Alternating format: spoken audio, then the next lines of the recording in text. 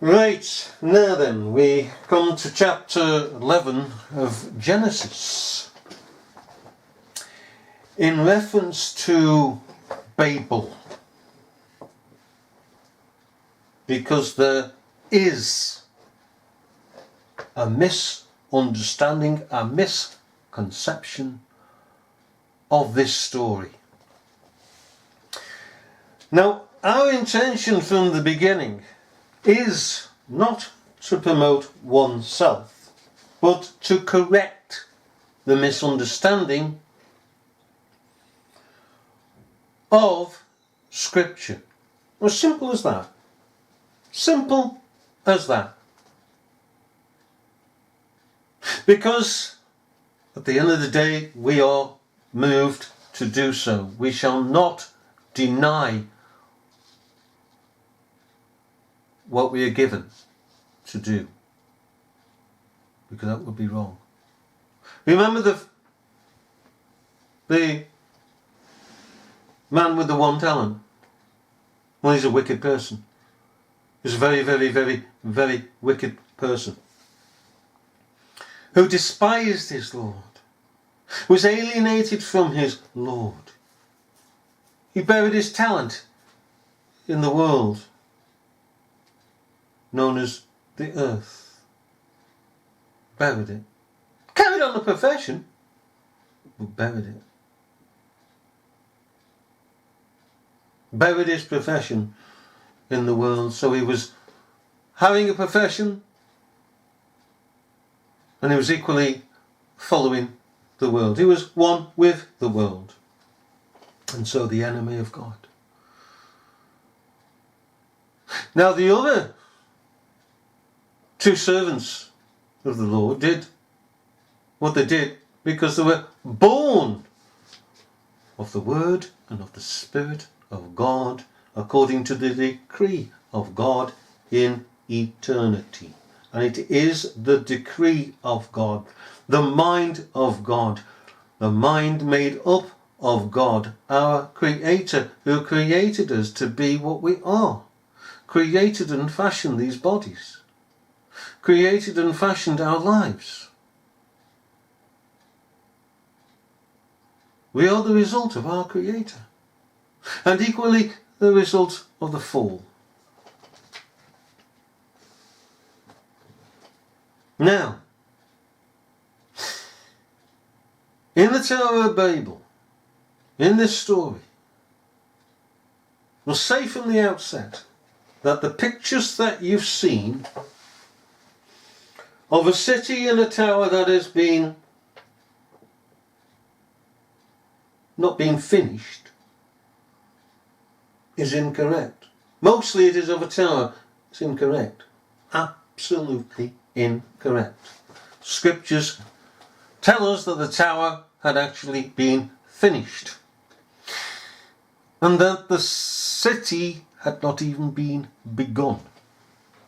Not even the foundation of a city begun.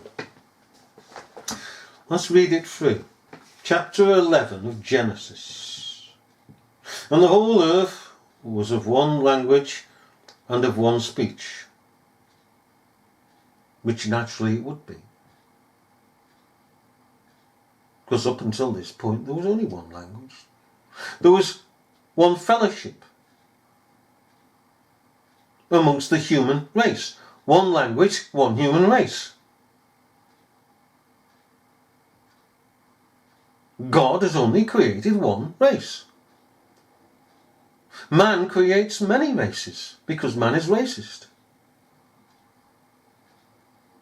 When we lose sight of God, and we lose the sight of God, then we are going to imbibe what the godless say, that there are many races. There's only one. When these persons are told that they are racists because they have split up and divided and made enmity between the one human race, they don't like it.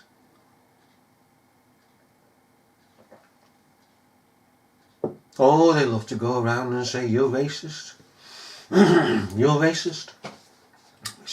We say to them, and I suppose you believe in the African race, the British race.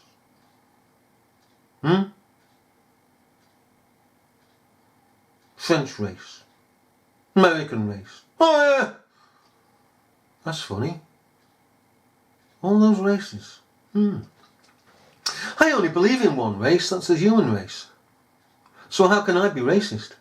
You're the one dividing the races up. The race up, the human race. So you're racist. Goodbye. The whole earth was of one language and of one speech. All had everything in common. Nobody different from any other. Oh yes, they would have their differences in how they lived life, but the same experiences in life belong to each and every one of them. For a fallen world and a fallen nature, they might have different religions, different setups to their titular kingdoms, cities, villages. But that's all. At the end of the day, everybody is still a human being of a human race. Aye, they may have their traditions and their stories, rituals and rites, but they're still human beings at the end of the day. As Paul says, we're all flesh and blood. All of us. We've all got everything in common. But not to the godless, not to the rebellious, who rebel against God and stand there and say there are various races. They're fighting God at the end of the day. They're fighting their maker. They've got their swords and they're wielding them towards their maker. And as they wield them towards us, they are ultimately wielding against their maker. As we represent, as even truth represents the maker of all things and the sustainer of all things. And the whole earth was of one language and of one speech. Now then, equally here. All of heaven is of one people and of one speech.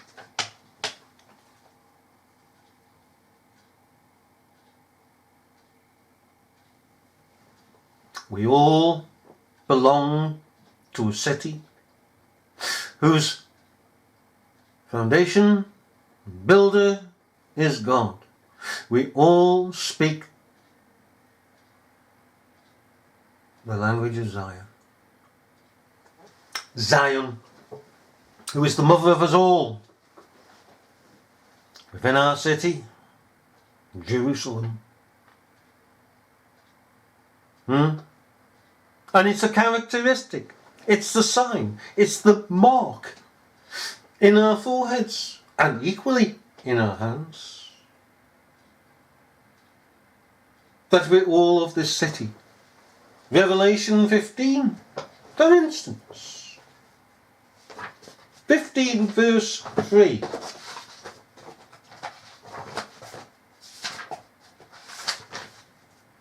We have the characteristics displayed by those who are the redeemed of the Lord.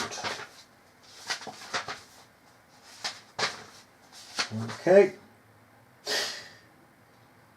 Chapter 15 of the book of the Revelation of Jesus Christ that was given to John in the Isle of Patmos. And I saw another sign in heaven, great and marvellous, 7 angels having the 7 last plagues. Now that has to do with the fall, okay? Because all judgment did not come at once. It came in partitions, in pieces. So woes came, hail came, and so on and so on. And it came to the very end where there was the 7 last judgments. Punishments, judgments upon what man had done. Having the 7 last plagues, the world is plagued, isn't it? Plagued with sin and iniquity. For in them is filled up the wrath of God. And it was in Adam.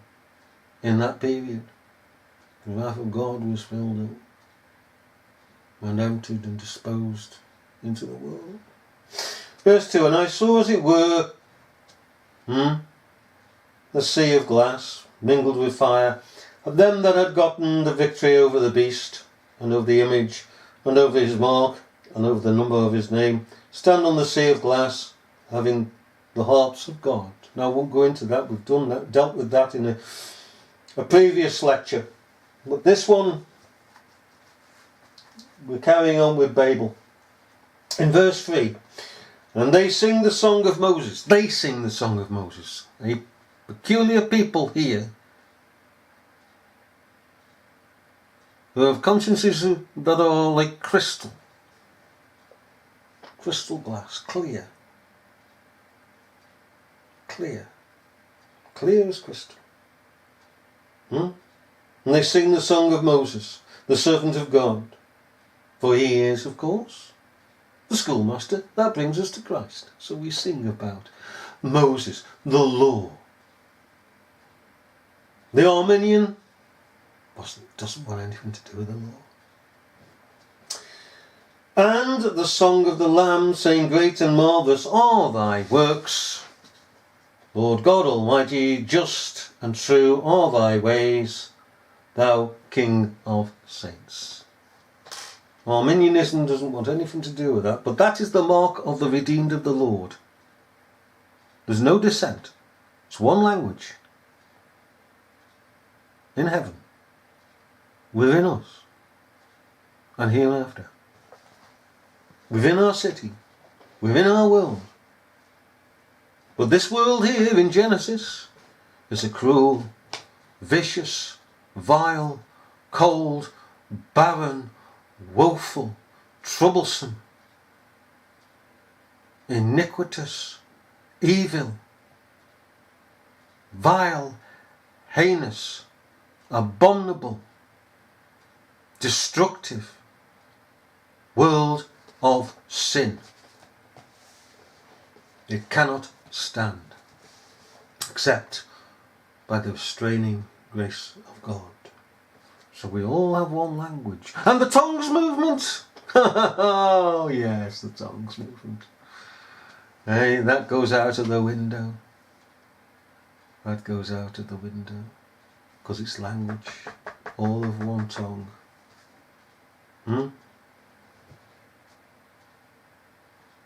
Aye, blackguards.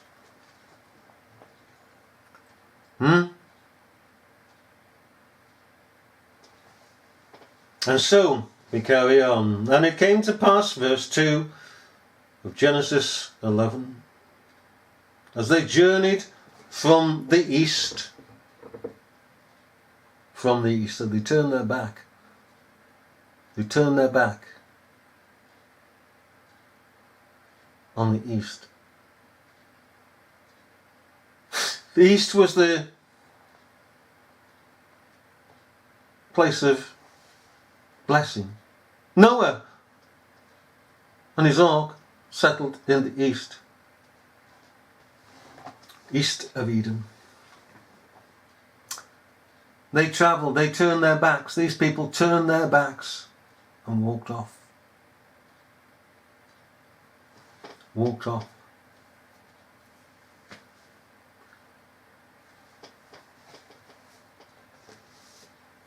And having walked off, what did they do? Well, some amongst them that had enticed the rest to walk off decided, right, and indeed before they even walked off, enticed people to follow them. They'd got it in their minds. There's no doubt in that. That's why they walked off. That's why they encouraged a following of the people, to draw them from out of the rest of the people in the east, to go and set up somewhere far distant a city and a religion of their own making, visions of their own heart, to set themselves up. Oh yes, people amongst them setting themselves up as great ones, which the people would follow and did follow. It came to pass as they journeyed from the east that they found a plain in the land of Shinar, and they dwelt there. And they said one to another, Go to, let us make brick and burn them thoroughly. And they had brick for stone, and slime had they for mortar. The slime of Sodom and Gomorrah.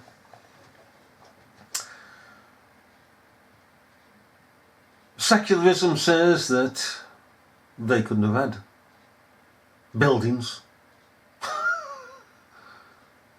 They couldn't have had brick. And Egypt that followed on couldn't have had brick. And then when they discovered brick, they were amazed. What they're admitting in their godless stance, and it is a godless stance, is that knowledge is lost. But they keep that, back. They know. Oh yes, these secular so-called historians and geologists know. They fully know, because they know history. And if we know history, and they professing to know history, to have their doctorates in history, they would agree with us that knowledge is lost. When knowledge is lost, then the way of things is lost. So when they built this great big tower, and they built the pyramids in Egypt, etc., etc., the knowledge of how to build them was lost. But these crafty beggars, they come along, these secularists, these fighting against God, and said, they couldn't have built this. They couldn't have built this, they hadn't got the knowledge. Yeah, crafty beggars, aren't they? They know darn well that the lost is, and the Library of Athens. And we've seen it all across time, even where books are burnt. Whole piles of books are burnt, knowledge is gone. The generation that held the knowledge has passed. And the little that was passed on to their children, when their children have passed this life, it's gone. Completely gone. So yes, when the Bible says bricks, it means bricks. When it says brass instruments, it means brass instruments. They had foundries. We don't take any notice of you secularists. We won't follow you. We follow God. We don't follow you and your devil. You're quite welcome to follow the devil and darkness. Go ahead. You know what you're doing. You know exactly what you're doing. Guile in their mouths.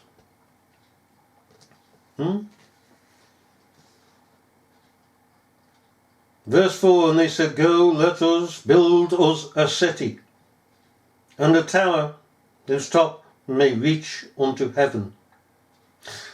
And let us make us a name, lest we be scattered abroad upon the face of the whole earth.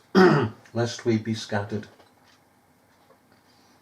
upon the face of the whole earth. Oh yes, let us build us a city to our name, to our pride.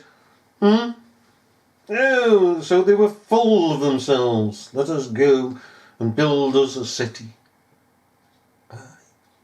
expressing their own pride and the pride of the people. You would be proud with us, says the oversight. But the oversight isn't going to do any work. Not going to do any labour. Ho, ho, ho. No, the people are going to do it for them. And pay for it for them. And then they're going to stamp their name all over it. But it never came to that. Never came to that. Let us build us a city and a tower whose top may reach unto heaven. That's metaphorically, unto heaven. Just like the Romanists have these spires reaching up to heaven. And that is why they are created that way. Pomposity. We're the ones that are touching heaven. We're the ones that are to be followed. The Antichrist is to be followed, is it? No. No, it's not. Always a name in it. It's always a name with these pompous Judases, Demases. Always to be held into remembrance. Oh, I want my name to be held in remembrance in this world, to go down into history. And you know, the vast majority, if not all, people who aim for fame are aiming for it, not just before the people, but for history. So they can go down in the encyclopedias and the history books in general. That such and such held this office. Oh, I'll go down in history. Ah, have you now? Do you know what it means to go down into history?